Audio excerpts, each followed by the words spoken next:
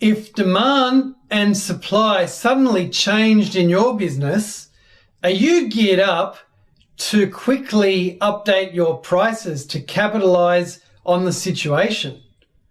Now, today's story starts at EB Games. If you own a Nintendo or a PlayStation or maybe a Wii, the chances are that you've gone to an EB Games store to buy some games for your console. Now, EB Games used to be a profitable business. Things have changed more recently as people buy more and more things online, especially the users of these types of games who generally are savvy with technology. And their sales have declined. And so they decided to offer a sale. And then they had another sale. And they had a 50% off sale. And another 50% off sale. And then a half price sale. And another half price sale. And then they offered 5 games for $269. And then they had their biggest ever sale, offering 5 games for $269. And then they had their biggest ever half price sale. It was just one sale after another. And their customers started to get used to this and realized there's no point buying these games unless they're on sale. And so essentially they become on sale the whole time. And as a result, their profit has deteriorated. EB Games is owned by an American company called GameStop. And investors in GameStop started to realize that the profit was deteriorating.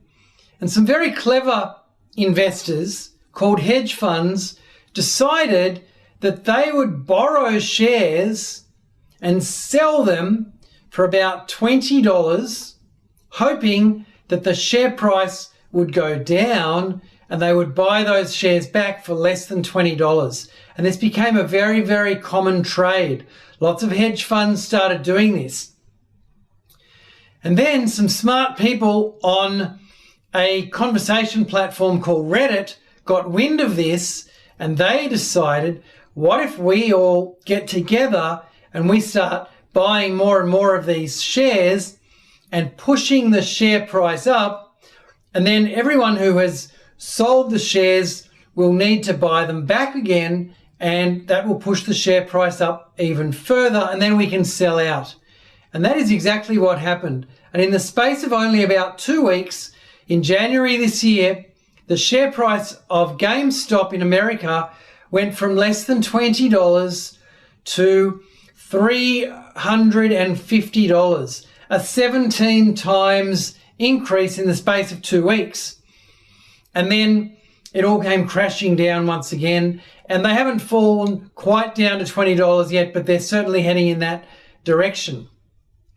Now, what the share market does very, very well is they price efficiently, and the share price updates very, very quickly when you see changes in demand and supply. And in this case, we've had a huge surge in demand for these shares, and as a result, the price went up really, really quickly. And it took that rise in price in order for the market to clear and for demand to match supply. And then as more and more supply came into the market, the share price fell back down again. My question to you, though, is what happens in your business? If demand suddenly spikes or a supply falls, supply of your product, what happens to your prices? Do you use dynamic pricing, which would result in your prices automatically adjusting to optimize your profit?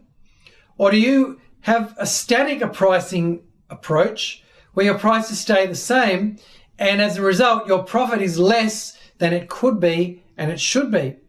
Only the businesses that use dynamic pricing are able to truly realize the potential of changing prices to grow their profits.